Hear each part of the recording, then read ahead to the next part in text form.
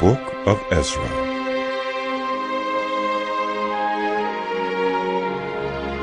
In the first year of Cyrus, king of Persia, in order to fulfill the word of the Lord spoken by Jeremiah, the Lord moved the heart of Cyrus, king of Persia, to make a proclamation throughout his realm, and also to put it in writing.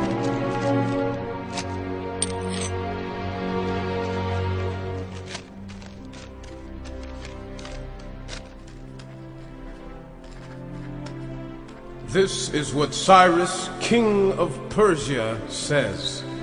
The Lord, the God of heaven, has given me all the kingdoms of the earth, and he has appointed me to build a temple for him at Jerusalem in Judah. Any of his people among you, may their God be with them, and let them go up to Jerusalem in Judah and build the temple of the Lord, the God of Israel, the God who is in Jerusalem. And in any locality where survivors may now be living, the people are to provide them with silver and gold, with goods and livestock, and with free will offerings for the temple of God in Jerusalem. Then the family heads of Judah and Benjamin, and the priests and Levites, everyone whose heart God had moved, prepared to go up and build the house of the Lord in Jerusalem. All their neighbors assisted them with articles of silver and gold, with goods and livestock, and with valuable gifts, in addition to all the free will offerings. Moreover, King Cyrus brought out the articles belonging to the temple of the Lord, which Nebuchadnezzar had carried away from Jerusalem, and had placed in the temple of his God. Cyrus, king of Persia, had them brought by Mithridath, the treasurer, who counted them out to Sheshbazzar, the prince of Judah.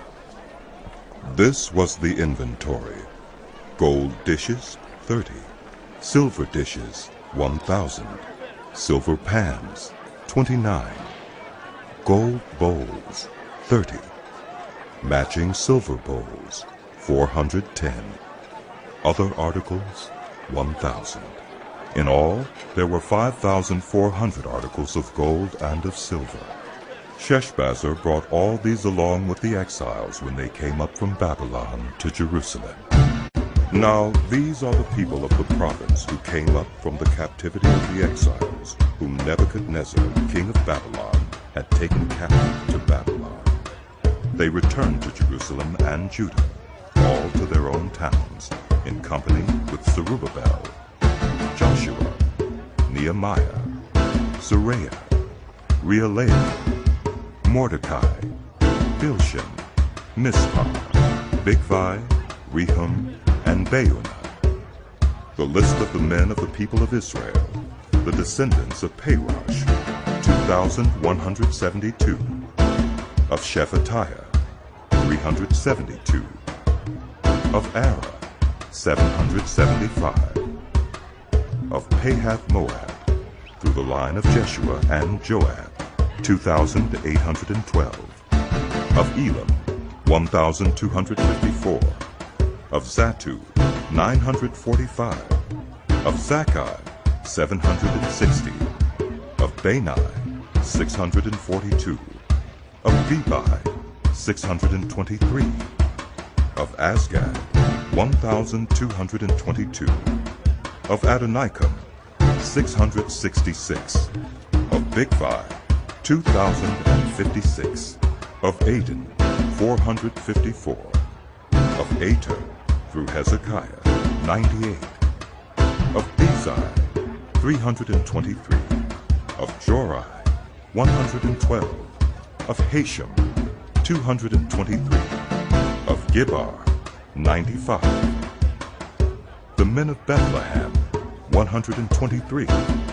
Of Netophah, 56. Of Anathoth, 128. Of Asmaveth, 42. Of Kiriath-Jearim, Kephirah, and Beerah, 743. Of Ramah and Geba, 621. Of Michmash, 122. Of Bethel and Ai, 223. Of Nebo, 52. Of Magbish, 156. Of the other Elam, 1,254. Of Haram, 320. Of Lod, Hadid, and Onam, 725. Of Jericho, 345. Of Suneah, 3,630. The priests, the descendants of Judea through the family of Jeshua, 973. Of Immer, 1,052.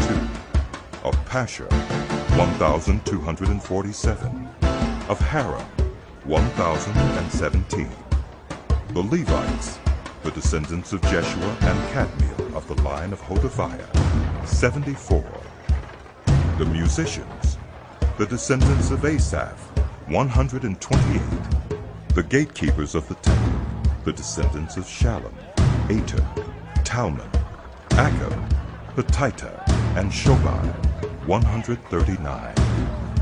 The temple servants, the descendants of Ziha, Hasupha, Tebane, Kiros, Sioha, Padan, Libana, Hagabah, Akab, Hagab, Shalmai,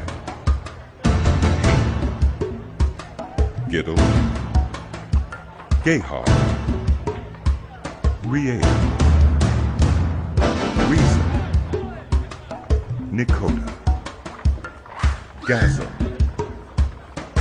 Uzzah, Paseah, Besai, Asna, Munim, Nephusim, Bakbah,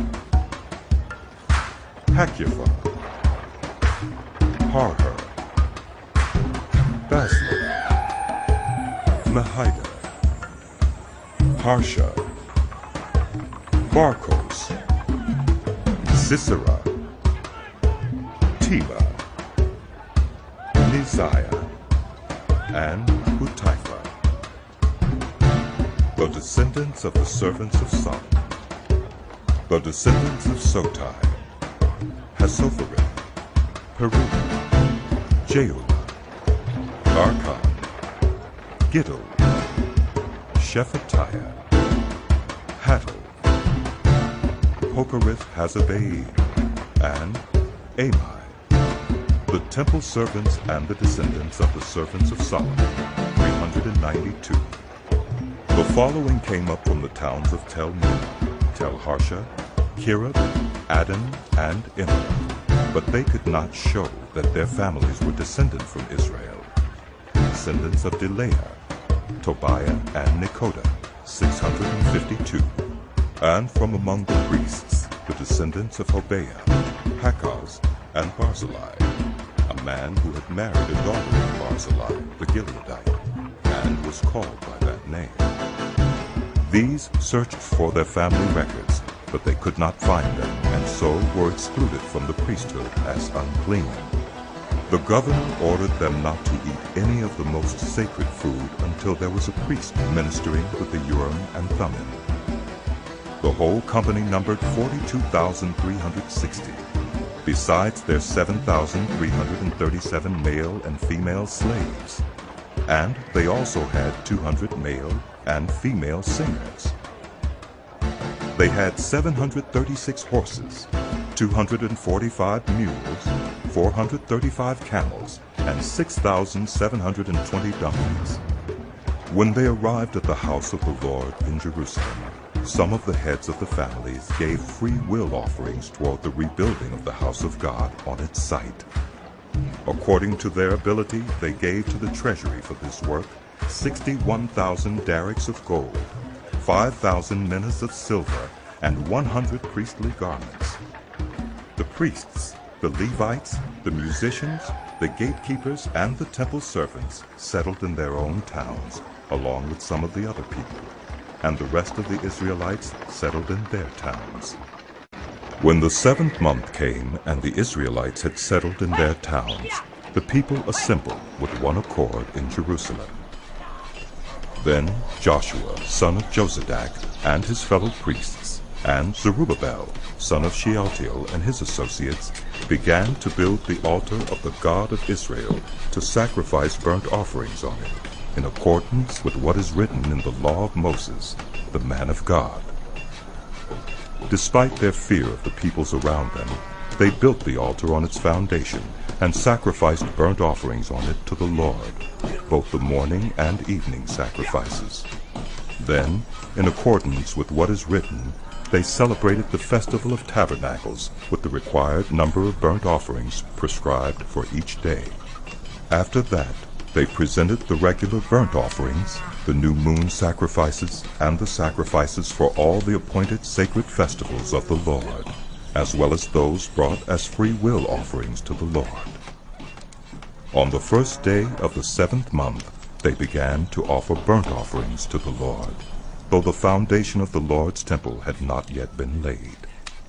Then they gave money to the masons and carpenters, and gave food and drink and olive oil to the people of Sidon and Tyre, so that they would bring cedar logs by sea from Lebanon to Joppa, as authorized by Cyrus, king of Persia. In the 2nd month of the 2nd year after their arrival at the house of God in Jerusalem, Zerubbabel, son of Shealtiel, Joshua, son of Josadak, and the rest of the people, the priests and the Levites, and all who had returned from the captivity to Jerusalem, began the work, appointing Levites 20 years old and older to supervise the building of the house of the Lord. Joshua and his sons and brothers, and Kadmiel and his sons, descendants of Hodaviah, and the sons of Henadad, and their sons and brothers, all Levites, joined together in supervising those working on the house of God. When the builders laid the foundation of the temple of the Lord, the priests in their vestments, and with trumpets, and the Levites, the sons of Asaph, with cymbals, took their places to praise the Lord, as prescribed by David, king of Israel. With praise and thanksgiving, they sang to the Lord. Forever. He is good. His love toward Israel endures forever. And all the people gave a great shout of praise to the Lord, because the foundation of the house of the Lord was laid. But many of the older priests and Levites and family heads who had seen the former temple wept aloud when they saw the foundation of this temple being laid, while many others shouted for joy. No one could distinguish the sound of the shouts of joy from the sound of weeping, because the people made so much noise, and the sound was heard far away. When the enemies of Judah and Benjamin heard that the exiles were building a temple for the Lord, the God of Israel, they came to Zerubbabel and to the heads of the families and said, Let us help you build, because like you, we seek your God and have been sacrificing to him since the time of Esarhaddon, king of Assyria, who brought us here. But Zerubbabel, Joshua, and the rest of the heads of the families of Israel answered, You have no part with us in building a temple to our God. We alone will build it for the Lord, the God of Israel, as King Cyrus, the king of Persia, commanded us. Then the peoples around them set out to discourage the people of Judah and make them afraid to go on building. They bribed officials to work against them and frustrate their plans during the entire reign of Cyrus, king of Persia, and down to the reign of Darius, king of Persia. At the beginning of the reign of Xerxes, they lodged an accusation against the people of Judah and Jerusalem. And in the days of Artaxerxes, king of Persia, Bishlam, Mithridath, Tabeel, and the rest of his associates wrote a letter to Artaxerxes. The letter was written in Aramaic script and in the Aramaic language. Rehum, the commanding officer, and Shimshai, the secretary, wrote a letter against Jerusalem to Artaxerxes the king, as follows. Rehum, the commanding officer, and Shimshi, the secretary, together with the rest of their associates, the judges, officials, and administrators over the people from Persia, Uruk, and Babylon, the Elamites of Susa, and the other people whom the great and honorable Ashurbanipal deported and settled in the city of Samaria and elsewhere in Trans-Euphrates. This is a copy of the letter they sent him. To King Artaxerxes from your servants in Trans-Euphrates. The king should know that the people who came up to us from you have gone to Jerusalem and are rebuilding that rebellious and wicked city. They are restoring the walls and repairing the foundations. Furthermore, the king should know that if this city is built and its walls are restored, no more taxes, tribute, or duty will be paid, and eventually the royal revenues will suffer. Now, since we are under obligation to the palace, and it is not proper for us to see the king dishonored, we are sending this message to inform the king, so that a search may be made in the archives of your predecessors. In these records you will find that this city is a rebellious city, troublesome to kings and provinces, a place with a long history of sedition. That is why this city was destroyed. We inform the king that if the city is built and its walls are restored, you will be left with nothing in Trans-Euphrates. The king sent this reply.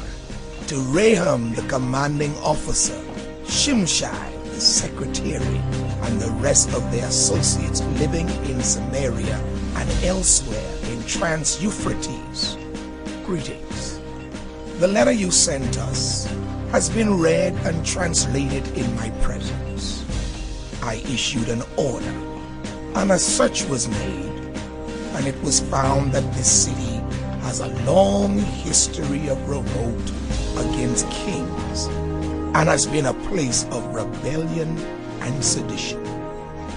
Jerusalem has had powerful kings ruling over the whole of Trans-Euphrates, and taxes, tribute, and duty were paid to them.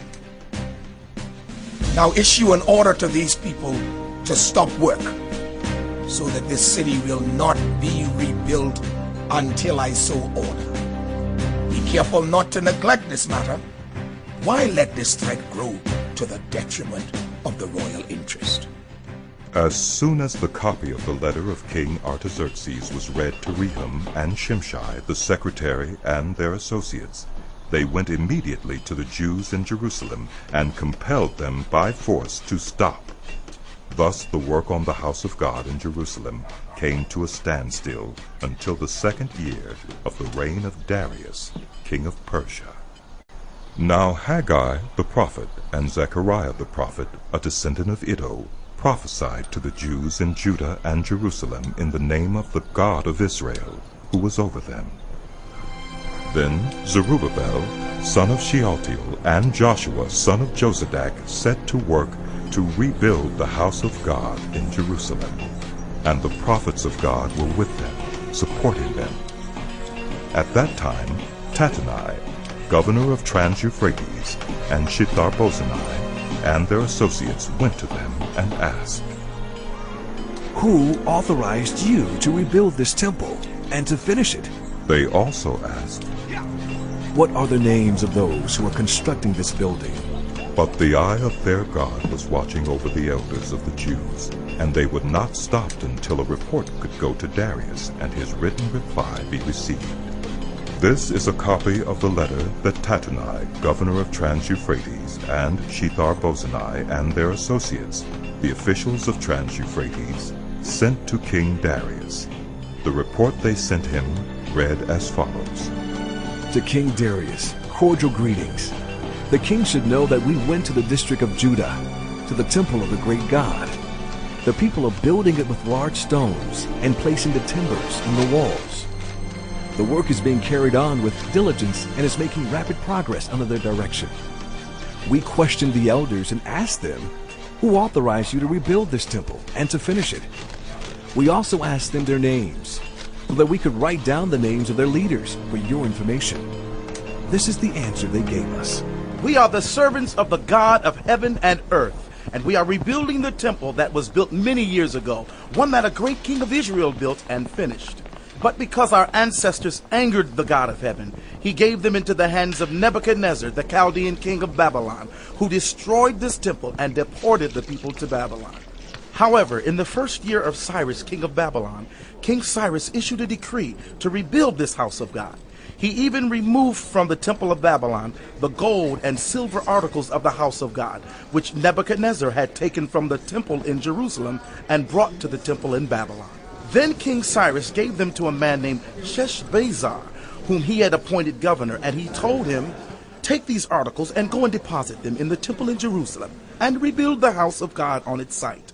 So this Sheshbazzar came and laid the foundations of the house of God in Jerusalem. From that day to the present, it has been under construction, but is not yet finished. Now, if it pleases the king, let a search be made in the royal archives of Babylon to see if King Cyrus did in fact issue a decree to rebuild this house of God in Jerusalem. Then let the king send us his decision in this matter.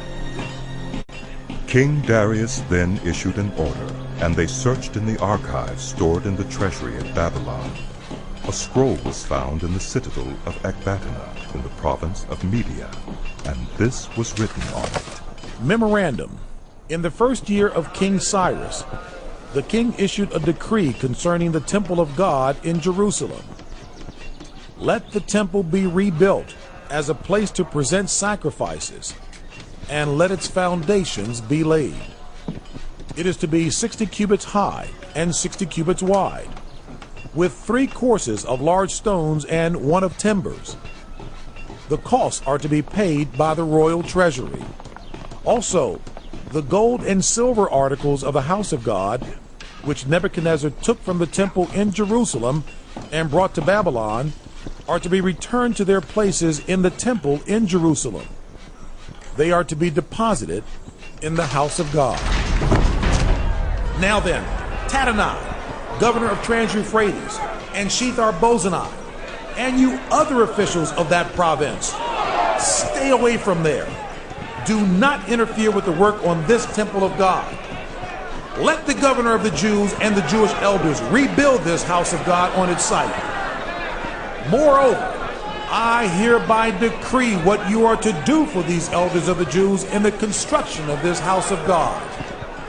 Their expenses are to be fully paid out of the royal treasury from the revenues of Trans-Euphrates, so that the work will not stop. Whatever is needed, young bulls, rams, male lambs for burnt offerings to the God of heaven, and wheat, salt, wine, and olive oil, as requested by the priests in Jerusalem, must be given them daily, without fail, so that they may offer sacrifices pleasing to the God of heaven, and pray for the well-being of the king and his sons. Furthermore, I decree that if anyone defies this edict, a beam is to be pulled from their house, and they are to be impaled on it. And for this crime, their house is to be made a pile of rubble. May God, who has caused his name to dwell there, overthrow any king or people who lifts a hand to change this decree or to destroy this temple in Jerusalem. I, Darius, have decreed it. Let it be carried out with diligence. Then, because of the decree King Darius had sent, Tattenai, governor of Trans-Euphrates, and Shethar-Bozenai, and their associates, carried it out with diligence. So the elders of the Jews continued to build and prosper under the preaching of Haggai the prophet and Zechariah, a descendant of Iddo. They finished building the temple according to the command of the God of Israel and the decrees of Cyrus, Darius, and Artaxerxes, kings of Persia. The temple was completed on the 3rd day of the month of Adar in the 6th year of the reign of King Darius. Then the people of Israel, the priests, the Levites, and the rest of the exiles celebrated the dedication of the house of God with joy. For the dedication of this house of God, they offered 100 bulls, 200 rams, 400 male lambs, and as a sin offering for all Israel, 12 male goats, one for each of the tribes of Israel. And they installed the priests in their divisions, and the Levites in their groups, for the service of God at Jerusalem, according to what is written in the book of Moses. On the 14th day of the 1st month, the exiles celebrated the Passover. The priests and Levites had purified themselves and were all ceremonially clean. The Levites slaughtered the Passover lamb for all the exiles, for their relatives the priests, and for themselves. So the Israelites who had returned from the exile ate it, together with all who had separated themselves from the unclean practices of their Gentile neighbors, in order to seek the Lord, the God of Israel. For 7 days they celebrated with joy the festival of unleavened bread, because the Lord had filled them with joy by changing the attitude of the king of Assyria, so that he assisted them in the work on the house of God, the God of Israel. After these things, during the reign of Artaxerxes, king of Persia, Ezra, son of Seraiah, the son of Azariah, the son of Hilkiah, the son of Shallum, the son of Zadok, the son of Ahitub, the son of Amariah, the son of Azariah, the son of Meraioth, the son of Zerahiah, the son of Uzzi, the son of Bukki, the son of Abishua, the son of Phinehas, the son of Eleazar, the son of Aaron, the chief priest. This Ezra came up from Babylon. He was a teacher, well versed in the law of Moses, which the Lord, the God of Israel, had given. The king had granted him everything he asked, for the hand of the Lord his God was on him. Some of the Israelites, including priests, Levites, musicians, gatekeepers, and temple servants, also came up to Jerusalem in the 7th year of King Artaxerxes. Ezra arrived in Jerusalem in the 5th month of the 7th year of the king. He had begun his journey from Babylon on the 1st day of the 1st month, and he arrived in Jerusalem on the 1st day of the 5th month, for the gracious hand of his God was on him. For Ezra had devoted himself to the study and observance of the law of the Lord, and to teaching its decrees and laws in Israel. This is a copy of the letter King Artaxerxes had given to Ezra the priest, a teacher of the law, a man learned in matters concerning the commands and decrees of the Lord for Israel. Artaxerxes, King of Kings, to Ezra the priest, teacher of the law of the God of heaven, greetings. Now I decree that any of the Israelites in my kingdom, including priests and Levites, who volunteer to go to Jerusalem with you, may go.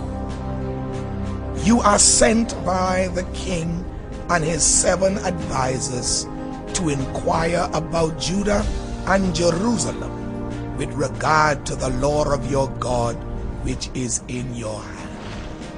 Moreover, you are to take with you the silver and gold that the king and his advisors have freely given to the God of Israel, whose dwelling is in Jerusalem, together with all the silver and gold you may obtain from the province of Babylon, as well as the freewill offerings of the people and priests for the temple of their God in Jerusalem.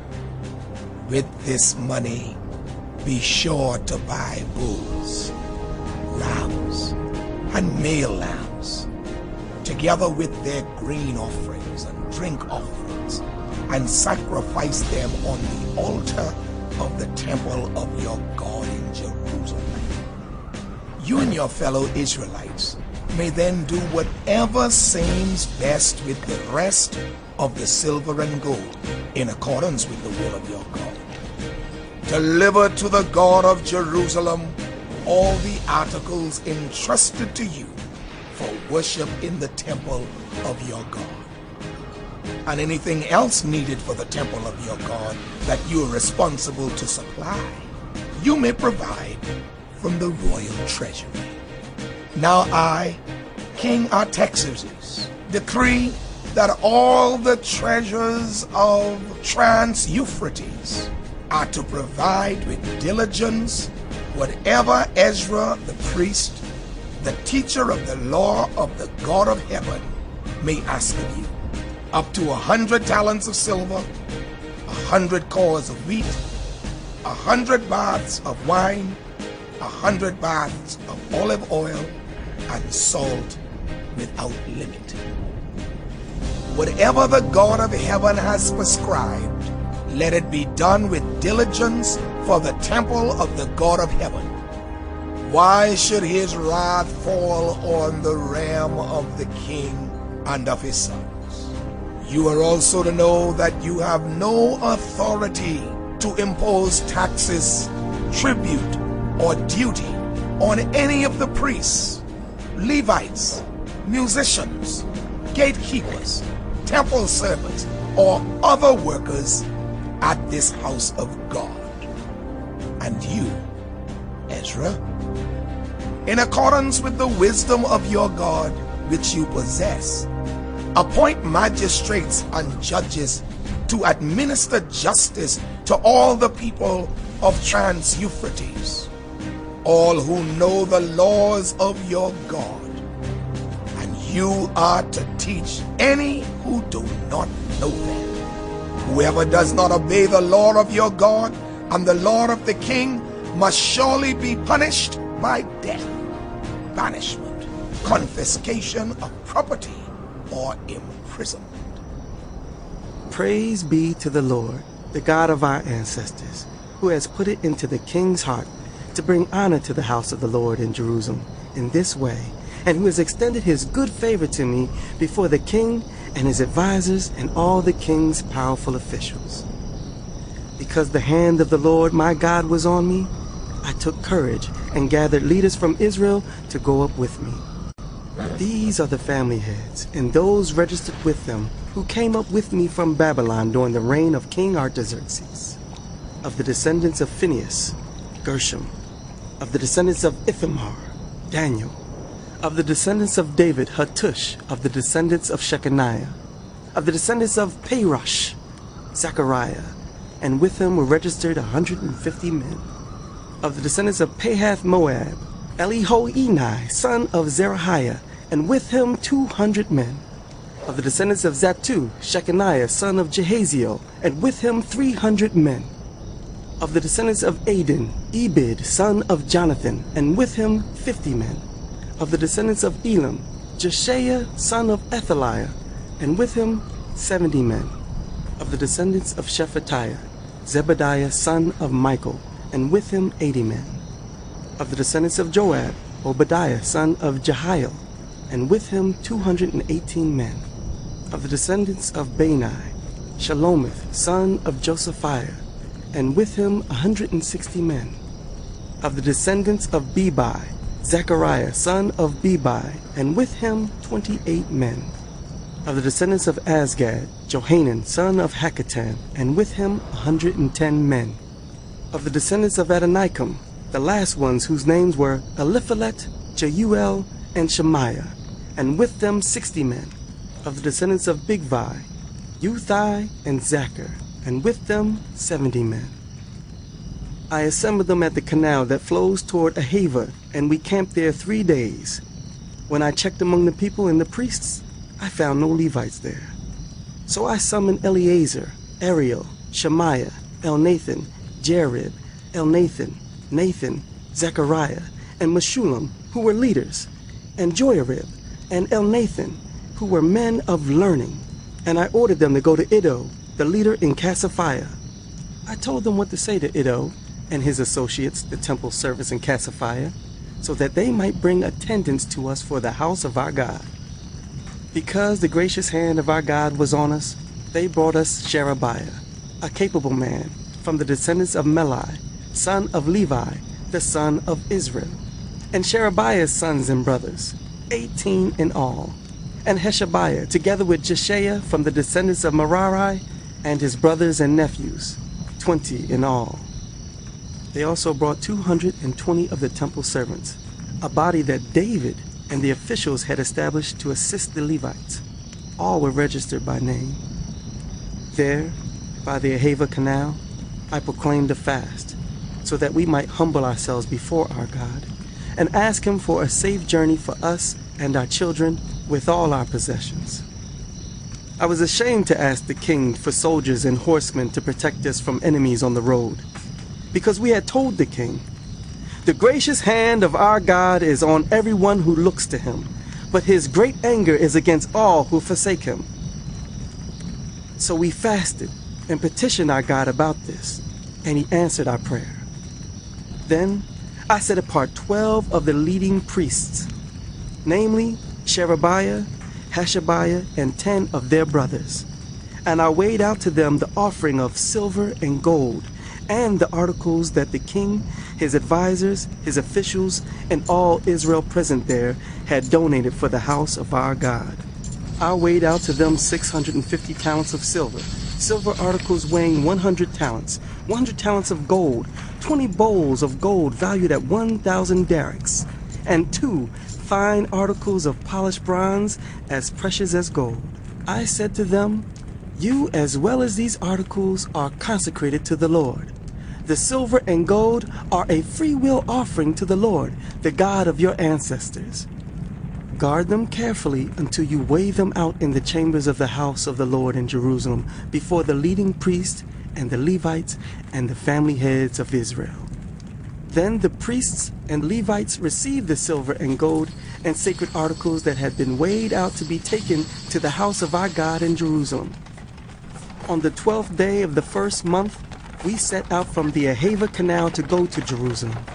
The hand of our God was on us, and he protected us from enemies and bandits along the way. So we arrived in Jerusalem, where we rested 3 days.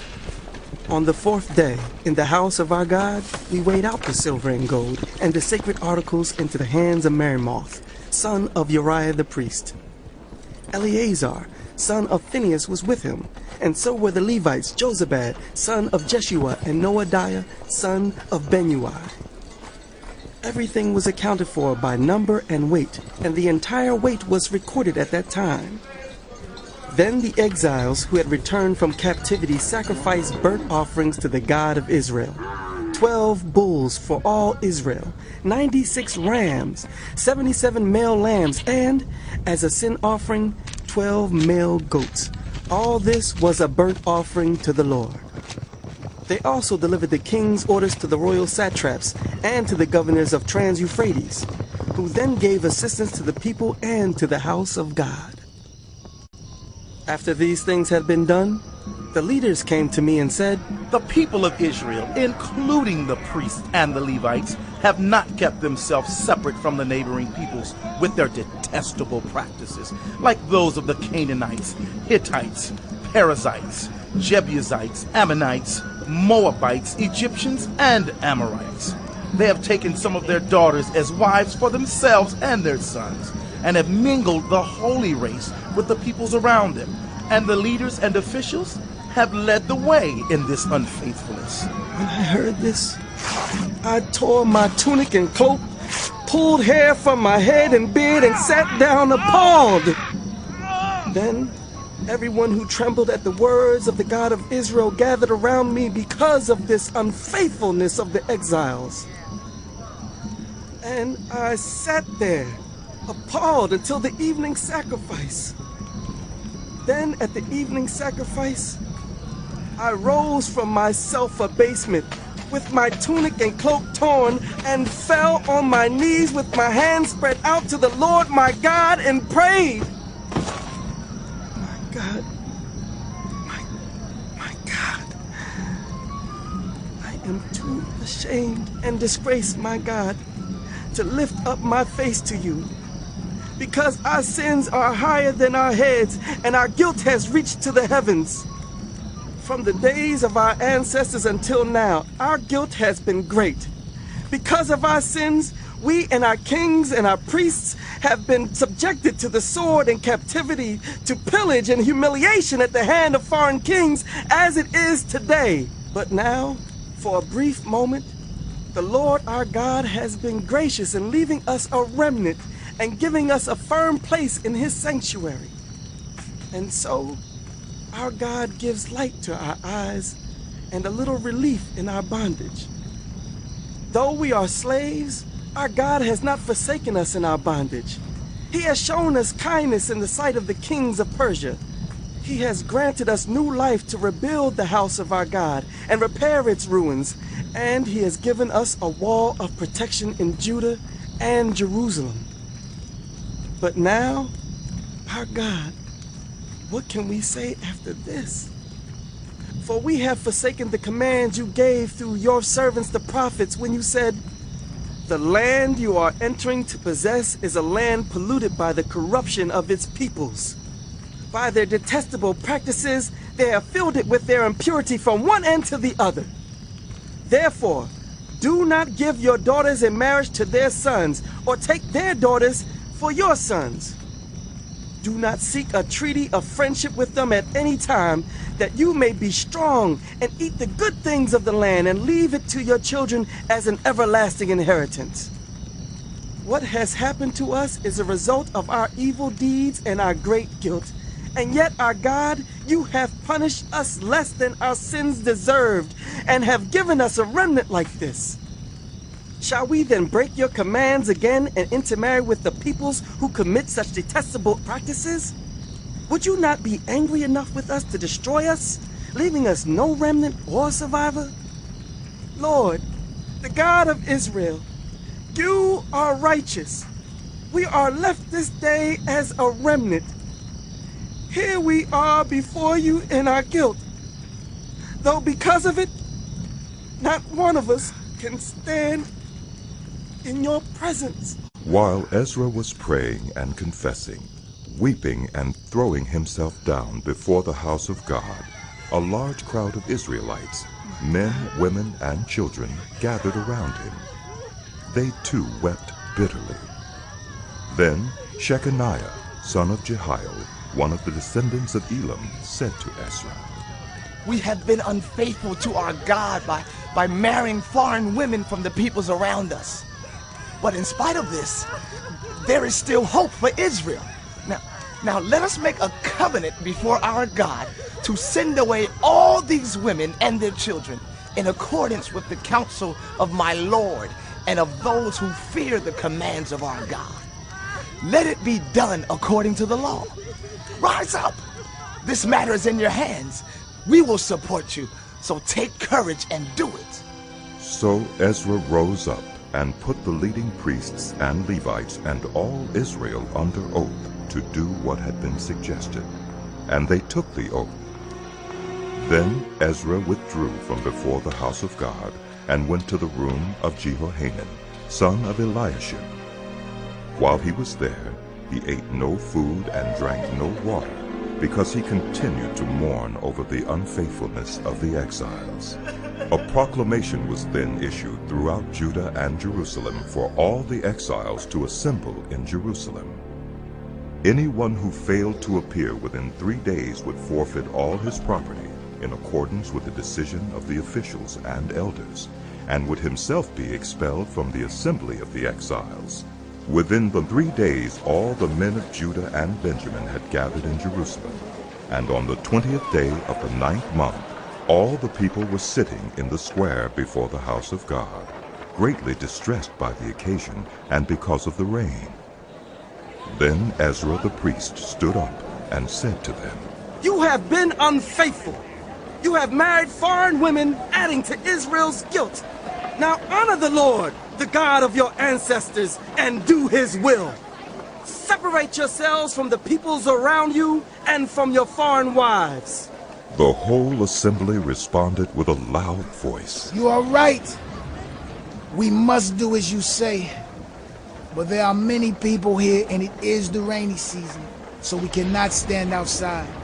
Besides, this matter cannot be taken care of in a day or two, because we have sinned greatly in this thing. Let our officials act for the whole assembly. Then let everyone in our towns who has married a foreign woman come at a set time, along with the elders and judges of each town, until the fierce anger of our God in this matter is turned away from us." Only Jonathan, son of Asahel, and Josiah, son of Tikvah, supported by Meshullam and Shabbathai the Levite, opposed this. So the exiles did as was proposed. Ezra the priest selected men who were family heads, one from each family division, and all of them designated by name. On the first day of the 10th month they sat down to investigate the cases, and by the first day of the first month they finished dealing with all the men who had married foreign women. Among the descendants of the priests, the following had married foreign women. From the descendants of Joshua, son of Josadak, and his brothers, Maaseiah, Eliezer, Jareb, and Gedaliah. They all gave their hands and pledged to put away their wives, and for their guilt they each presented a ram from the flock as a guilt offering.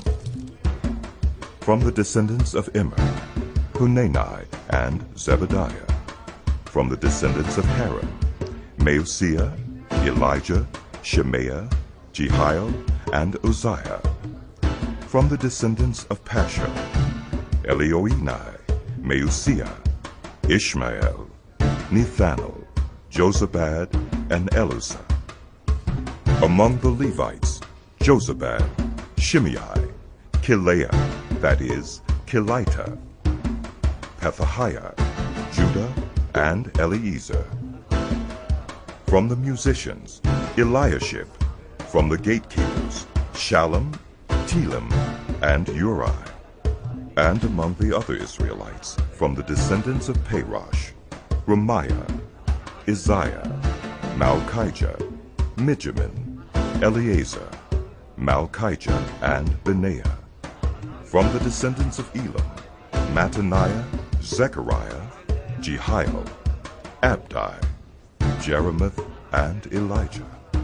From the descendants of Zattu, Elioenai, Eliashib, Mattaniah, Jeremoth, Zabad, and Aziza. From the descendants of Bebai, Jehohanan, Hananiah, Zabbai, and Athli. From the descendants of Bani, Meshullam, Malach, Adaiah, Jashub, Sheol, and Jeremiah. From the descendants of Pahath-Moab, Adnah, Kelal, Benaiah, Maaseiah, Mattaniah, Bezalel, Benui, and Manasseh. From the descendants of Haram, Eliezer, Ishijah, Malchijah, Shemaiah, Shimeon, Benjamin, Malach, and Shamariah. From the descendants of Hashem, Mattanai, Mattata, Zabad, Eliphalet, Jeremiah, Manasseh, and Shimei. From the descendants of Bani, Meudai, Amram, Ul, Benaiah, Bediah, Keluhai, Vaniah, Meremoth, Eliashib, Mattaniah, Mattanai, and Jehusu.